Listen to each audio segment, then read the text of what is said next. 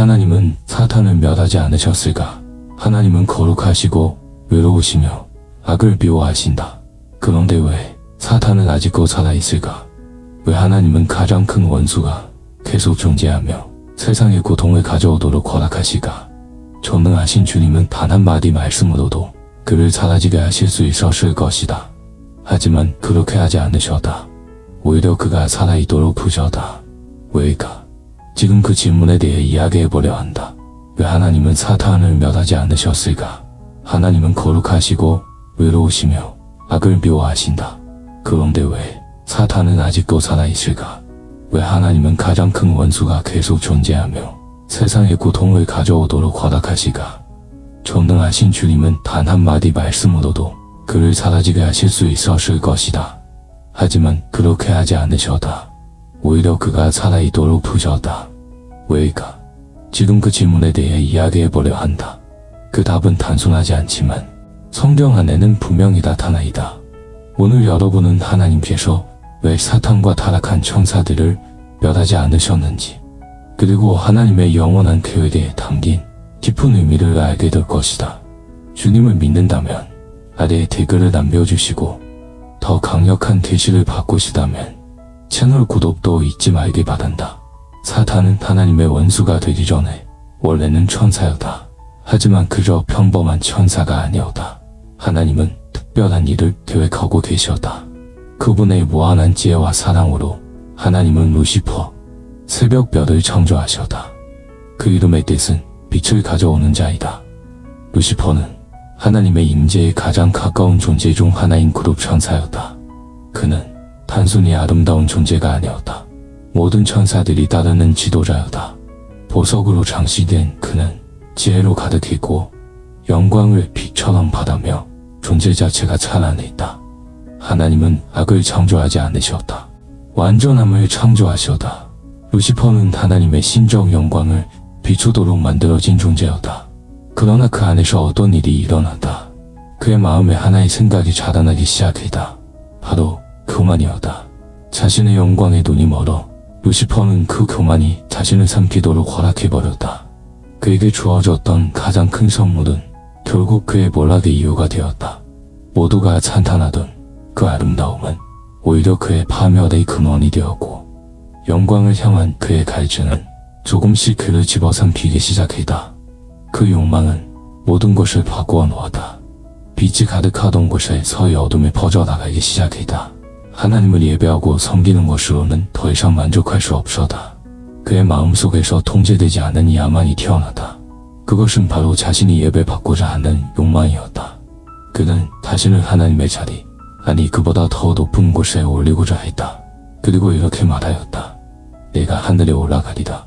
하나님의 별들보다 내 부좌를 높이리다. 지극히 높으신 이와 같아지리다. 루시퍼는 더 이상 섬기려 하지 않았다.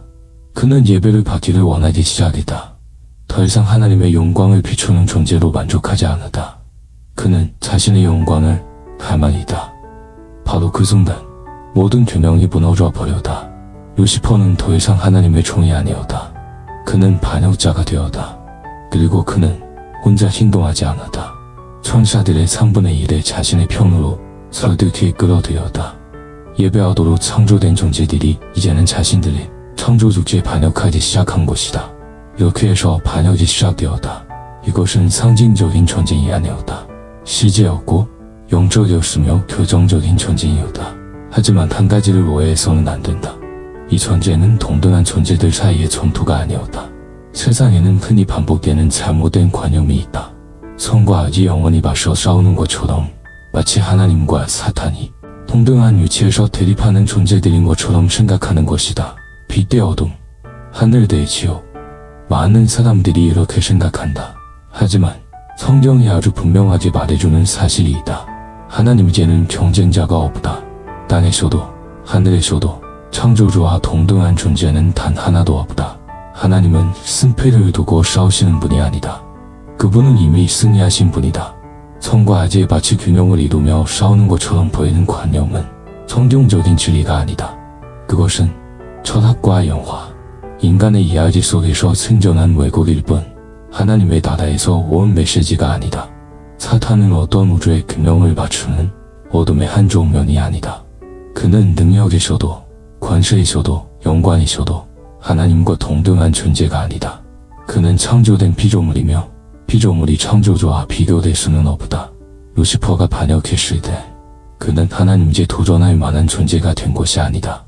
오히려 그 순간부터 이미 패배가 확정된 하나님의 원수가 되었을 뿐이다. 하늘에서의 전쟁과 루시퍼에게 전해진 그 순간은 요한계시록에 기록되어 있다. 하늘의 전쟁이 일어났습니다. 미게일과 그의 천사들이 용과 싸웠고 용과 그의 천사들도 맞서 싸워왔습니다. 사탄은 혼자 오지 않는다. 그는 타락한 천사들, 자신의 군대와 함께 나타난다. 하지만 그 앞을 굳건히 막아서는 존재가 있다. 바로 하나님의 나라를 수호하는 자, 대천사 미겔이다. 신실함의 천사, 하나님의 군대를 이끄는 지휘관, 거룩한 백성을 지키는 수호자. 반역이 일어나는 그 순간 미겔이 일어난다. 불타는 칼을 높이 들고 하늘의 군대를 소집하여 하나님의 나라를 수호하게 한다.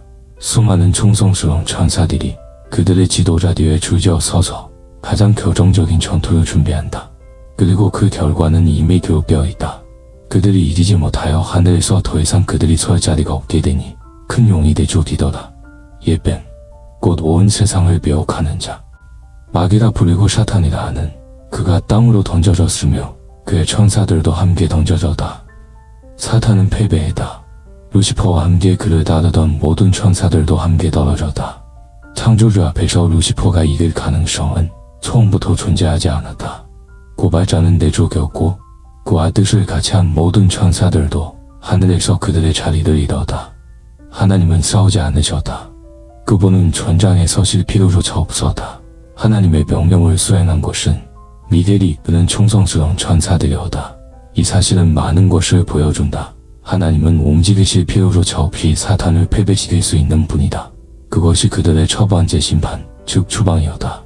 하늘의 왕국에서 내쫓긴 그들은 땅으로 내려오게 되었다. 그리고 루시퍼와 함께 타락한 천사들도 떨어졌다. 한데 하나님의 임재 안에서 찬란히 빛나던 존재들이 이제는 어둠 속을 걸으며 인류를 함께 타락시키려 하고 있다. 루시퍼는 이제 사탄, 곧 원수라고 불리게 되었다. 그런데 우리는 종종 사탄, 귀신, 타락한 천사를 모두 같은 존재라고 말하곤 한다. 하지만 성경은 이들을 명확히 구분한다. 우리도 마찬가지로 구분해야 한다. 그렇다면 타락한 천사는 누구인가? 그들은 한때 하나님의 임재 앞에 서 있었던 천사들이다. 영광 가운데 창조되었고 하늘에 거하며 루시퍼가 이끄는 반역에 참여했다. 루시퍼가 떨어질 때 그들도 함께 떨어졌다. 그들은 영적 본성도 지능도 행동할 능력도 잃지 않았다. 그들이 잃은 것은 하나님의 나라에서의 자리였다. 하지만 주목해야 할 것이 있다. 그들은 귀신 데몬이 되지 않았다. 그렇다면 귀신은 누구인가? 성경은 그들의 기원을 명확하게 설명하지는 않는다. 그러나 한 가지는 확실하다. 귀신은 육체 없는 영들, 즉 부정한 영들이다. 하늘에도 속하지 않고 땅에도 속하지 않은 존재들이다. 그들은 몸이 없기에 항상 몸을 찾는다. 그래서 예수님께서 사람 안에 들어간 귀신들을 내쫓으신 것이다. 귀신들은 어떤 육체에 들어가야 자신들의 일을 할 수 있기 때문이다. 누가복음에서 예수님께서 거라사 지방의 귀신들인 사람을 고치시되 귀신들은 그분께 간청한다. 우리를 무적행으로 보내지 마소서. 그들은 예수님께 간청하며 돼지대 속으로 들어가게 해달라고 요청했다. 이 장면은 그들의 본성을 드러낸다. 그들은 떠돌고 차고 사람에게 들어간다. 그러나 타락한 천사들은 몸을 차지 않는다. 그들은 한때 하늘의 질서에 속해있던 존재들이기에 전혀 다른 등급에 속한다. 그들은 여전히 서열 조직 영향력을 가지고 있다. 무작정 떠도는 것이 아니다. 그들은 구조화되어 있다. 바울은 이것을 분명히 말한다. 우리의 싸움은 혈과 육에 대한 것이 아니라 정사와 권세와 이 어둠의 세상 주관자들과 하늘에 있는 악한 영들에 대함이라. 여기서 말하는 정사와 권세가 곧 타락한 천사들이다. 그들은 전략적으로 배치되어 있으며 분명한 계획에 따라 움직인다. 그리고 그들의 우두머리인 사탄은 어둠의 보좌를 포기하지 않았다. 이 구별을 이해하는 것은 매우 중요하다. 귀신 데몬은 대제인을 공격하지만 타락한 천사들은 전체 체제, 왕국, 구조, 정보, 문화에 영향을 미친다. 하지만 많은 사람들이 여기서 혼란스러워한다. 왜 하나님은 이것을 허락하셨을까? 왜 그들이 즉시 멸망되지 않았을까? 그들은 즉시 파괴되지 않았다. 대신 땅으로 내쫓기셨다. 그 순간부터 하늘은 더 이상 전쟁터가 아니었다. 이제 전쟁의 무대는 이 땅으로 이동했다. 그 이유는 여러 가지가 있다. 먼저 우리는 한 가지 결정적인 사실을 이해해야 한다. 영적 존재는 우리의 육체처럼 죽지 않는다. 예수님께서도 분명히 말씀하셨다. 하나님은 영이시니 하나님께서 천사들을 창조하실 때 그들을 영적 존재로 만드셨다. 그 말은 그들이 우리처럼 육체를 가진 존재가 아니라는 뜻이다. 그러므로 그들은 우리가 이해하는 방식에 죽음을 맞지 않는다. 사탄은 인간처럼 파괴될 수 없는 존재이다. 그는 그냥 사라지거나 없어지는 방식으로 멸망될 수 없다. 그의 본성은 영적이며 영적 세계는 물질 세계의 법칙을 따르지 않는다.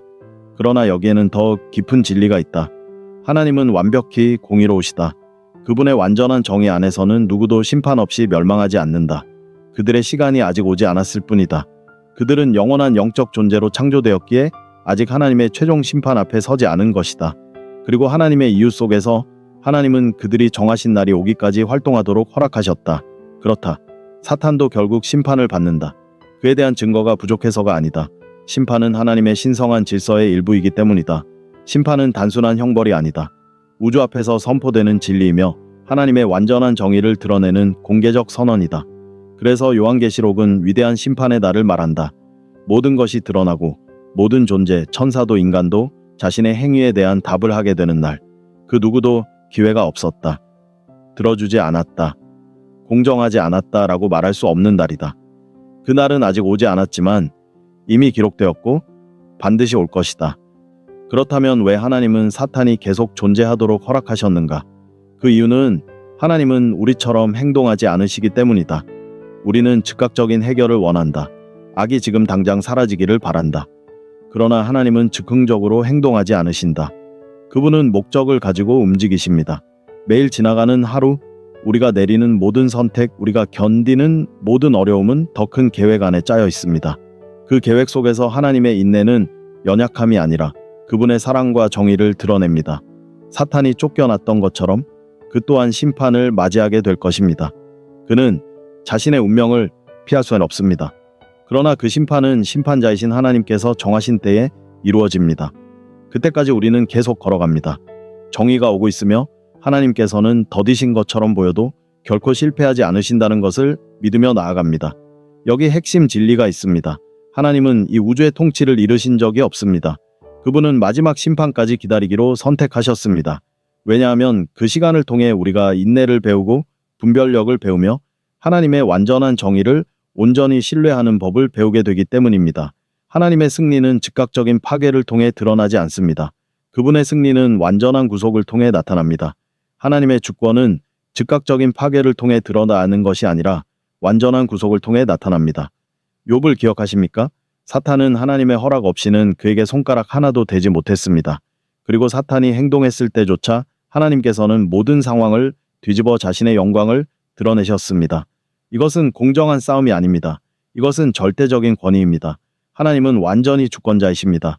그 말은 이 우주에서 그분의 통제 밖에 있는 것은 단 하나도 없다는 뜻입니다. 사탄이 아무리 미워하고 반항해도 그는 여전히 하나님이 허락하신 범위 안에서만 움직일 수 있습니다. 하지만 많은 사람들이 묻는 질문이 있습니다. 하나님께서 루시퍼가 반역할 것을 이미 알고 계셨다면 왜 그를 처음부터 창조하셨을까? 그 이유는 하나님께서 강요된 순종보다 더 소중히 여기는 것이 있기 때문입니다. 바로 선택의 자유, 그분이 모든 피조물에게 넣어주신 자유의지입니다. 자유의지는 죄를 지을 변명이 아니라 하나님의 사랑이 어떤 것인지 보여주는 증표입니다. 하나님은 기계나 로봇을 만든 것이 아닙니다. 우리를 꼭두각시로 만든 것도 아니고 천사들을 의지가 없는 프로그램처럼 설계하신 것도 아닙니다. 그 대신 하나님은 모든 피조물, 사탄을 포함하여 그를 따랐던 천사들, 그리고 당신과 저까지 각자 스스로 선택할 수 있는 존재로 창조하셨습니다. 그렇다면 또 하나의 큰 질문이 생깁니다. 하나님은 왜 그런 자유를 주셨을까?